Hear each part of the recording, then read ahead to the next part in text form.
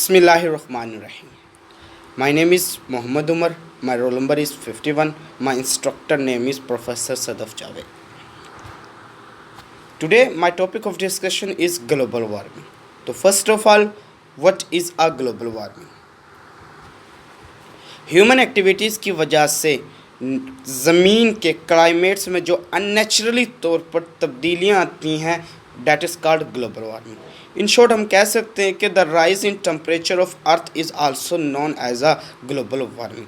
Human activities like increase in burning of fossil fuels, large scale deforestations और atmosphere में green house gases के emission में, इन तमाम चीज़ों से ग्लोबल वार्मिंग की वजूहात हैं। ये हम देख सकते हैं कि ज़मीन क्लाइमेट्स में चेंजेस आना और सोर्सेस ऑफ फॉसिल फ्यूल्स। उसके बाद काजेज़ ऑफ ग्लोबल वार्मिंग। वैसे तो ग्लोबल वार्मिंग की बहुत सारी रीज़न्स हैं, वजूहात हैं, लेकिन साइंटिस्ट के मुताबिक green house gas global warming की जो मेन काजेज़ हैं like green house gases, agriculture, deforestations. Green house gases से पहले हमें ग्रीन हाउस इफ़ेक्ट के बारे में पता होना चाहिए।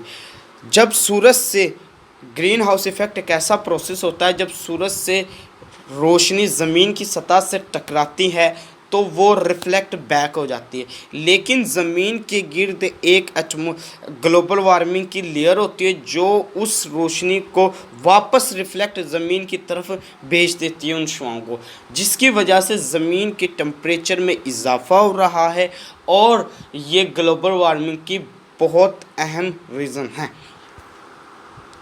लाइक हम देख सकते हैं कि लेफ़्ट हैंड साइड पर नेचुरल ग्रीन हाउस इफ़ेक्ट में जब सूरज की रोशनी ज़मीन की सतह से टकराती है तो सूरज की रोशनी में कार्बन डाइऑक्साइड, नाइट्रस ऑक्साइड और मीथेन ये इजीली मतलब टकरा कर गुजर जाती है। लेकिन जब ये एटमॉस्फेयर की लेयर बन जाती है, ग्लोबल वार्मिंग की लेयर बन जाती है, तो वो इन शुआओं को वापस ज़मीन की तरफ भेजती है, जिसकी वजह से ज़मीन के टेम्परेचर में इजाफ़ा हो रहा है। Green house gases. Green house gases ऐसी गैसेस होती हैं जो ज़मीन से उठने वाली इंफ्रारेड रेडिएशंस को एब्जॉर्ब करती हैं और उनको वापस ज़मीन की तरफ रिफ्लेक्ट बैक कर देती हैं। इन गैसेस में carbon dioxide, methane, nitrous oxide. There are many sources of carbon dioxide, nitrous oxide and methane. वो नेचुरली भी हो सकते हैं और ह्यूमन एक्टिविटीज़ की वजह से भी हो सकते हैं। इन तमाम गैसेस ज़मीन के टेम्परेचर में इजाफे का बायस बनती है। लाइक हम देख सकते हैं कि sources of green house gases power section से 21.3%, वेस्टेज डिस्पोजल एंड जिसको हम आमतौर पर जो कूड़ा क्रिकेट हम फेंक देते हैं उनसे 3.4%, लैंड यूज़ बायोमास बर्निंग, ये जो गोबर वगैरह जो हम नेचुरली तौर पर हासिल करते हैं उनसे 10%, उसके बाद कमर्शियल एंड अदर सोर्सेज वगैरह से 10.3%, इंडस्ट्रियल प्रोसेस से 16% एंड etc एक्स्ट्रा। कार्बन जो ग्रीन हाउस गैसेस होती हैं उनमें कार्बन डाइऑक्साइड, मीथेन और nitrous oxide. Carbon dioxide 72% total होती है, उसके बाद 18% मीथेन होती है और 90% नाइट्रस ऑक्साइड होती है। उसके बाद एग्रीकल्चर।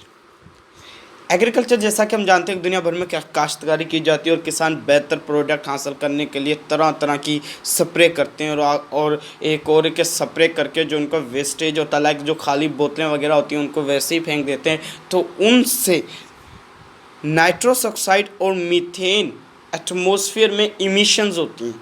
और लाइक अदर सोर्सेज लाइक मतलब livestocks, grazing, waste management और digestive gas contributions half of the emission produced by agriculture। और आमतौर पर जिसको हम नाइट्रोजन फर्टिलाइज़र, सोना, यूरिया कहते हैं, उसको हम फसलों में बेहतर प्रोडक्ट हासिल करने के लिए इस्तेमाल करके एक थ्योरी के मुताबिक ये 35% नाइट्रस ऑक्साइड को मतलब एटमॉस्फेयर में इमिशन करती है। उसके बाद डिफॉरेस्टेशंस। डिफॉरेस्टेशंस एक अहम मसला है पाकिस्तान का, है ना। डिफॉरेस्टेशंस एक ऐसा प्रोसेस होता है जिसमें हम फॉरेस्ट एरिया से cutting down by the tree, clear the forest area cutting down by the tree.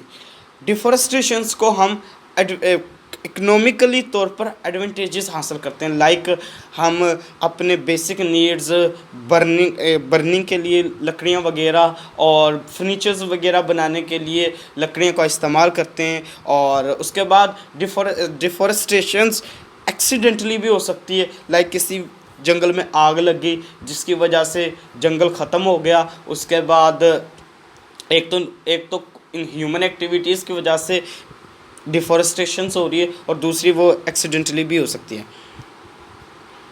NASA की तहकीक के मुताबिक कॉमनली तौर पर डिफॉरेस्टेशंस 1 to 4% amount of carbon dioxide को एटमॉस्फेयर में रिलीज करता है। लाइक हम देखते हैं कि दरख्त का काम क्या होता है कि वो कार्बन डाइऑक्साइड को जज़ब करता है और ऑक्सीजन को रिलीज़ करता है।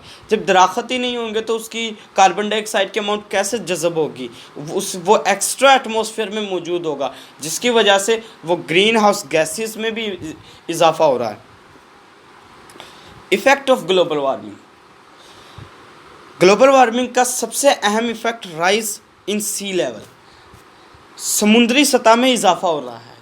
जब टेम्परेचर में इजाफा हो गया तो ग्लेशियर्स वगैरह पिघलेंगे, ग्लेशियर वगैरह पिघलने की वजह से समुद्र की सतह में इजाफा हो रहा है। हमने सुना है कि मालदीव 10 से 15 साल बाद ख़त्म हो जाएगा, क्योंकि वो सी लेवल पर वाक़या है और समुद्र की आहिस्ता आहिस्ता मतलब उसकी सतह बुलंद हो रही है। उसके बाद ड्रॉथ एंड फ्लड्स। टेम्परेचर में इजाफा, हमें जानते हैं कि टेम्परेचर और एवेपोरेशंस डायरेक्टली प्रोपोर्शनल है, मतलब टेम्परेचर ज़्यादा होगा एवेपोरेशंस का अमल भी ज़्यादा होगा। जब टेम्परेचर ज़्यादा है तो एवेपोरेशंस भी ज़्यादा होगा, तो कुछ इलाकों में कहत वगैरह का सामना करना होगा। और एवेपोरेशंस के बढ़ने से बारिशें वगैरह भी होती हैं, तो कुछ इलाकों में बेमौसमियाती तौर पर बारिशें भी होंगी।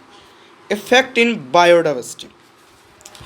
ग्रीन हाउस ग्लोबल वार्मिंग का सबसे अहम है कि इससे बायोडाइवर्सिटी की लाइफ मुतासर हो रही है। लाइक यानी जो हमारे पास मुख्तलिफ़ किस्म के परिंदे हैं, मतलब पौधे हैं, जानवर वगैरह हैं, उनकी लाइफ डिस्टर्ब हो रही है, उन्हें वो ऑप्टिमम टेम्परेचर नहीं मिल रहा। और उसके बाद और भी रीजंस है। उसके बाद अब ग्लोबल वार्मिंग से हम बच कैसे सकते हैं। सबसे पहले रीयूज़, रिड्यूस, रिसाइकल। हमें चीज़ों को रीयूज़ करना चाहिए। शापर को इस्तेमाल किया, उसको फेंक दिया, नहीं, उसको बार बार इस्तेमाल करें। उसके बाद रिड्यूस करना चाहिए, कार्बन डाइऑक्साइड की इमिशन को हम रिड्यूस कर सकते हैं, like burning of fossil fuels को कम करके। उसके बाद रिसाइकल, चीज़ों को रिसाइकल करना चाहिए। एक बार चीज़ ख़राब होगी, उसको दोबारा उसी चीज़ से कोई और भी चीज़ बन सकती है, या उसी चीज़ से वही चीज़ हम दोबारा बना सकते हैं। उसके बाद bye planting the trees, trees को उगाकर, लाइक ट्रीज़ के भी मतलब दरख्तों के भी फ़ायदे हैं। हमें भी फ़ायदा है कि हमें ऑक्सीजन मिलेगी ताज़ा। उसके बाद जो एक्स्ट्रा अमाउंट है कार्बन डाइऑक्साइड की वो भी जज़ब होगी। और उसके बाद टर्निंग ऑफ इलेक्ट्रिकल एप्लीकेशंस, इसको तो हम इजीली तौर पर कर सकते हैं। लाइक जितनी भी इलेक्ट्रिकल एप्लीकेशंस हैं, हमें लाइक टेलीविज़न हो गया, उसके बाद लाइट होगी, उसके बाद वीडियो प्लेयर हो गया, उसके बाद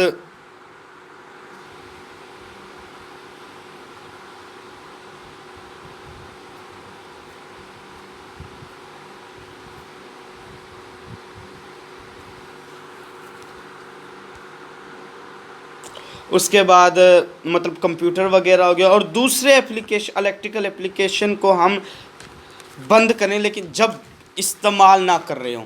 लाइक रात को हम सो रहे हैं, लाइट बढ़ रही है, तो हम इस्तेमाल ना कर रहे हों, उसको बंद कर दें, तो जिसकी वजह से हम ग्लोबल वार्मिंग से बच सकते हैं, इन तमाम चीज़ों से।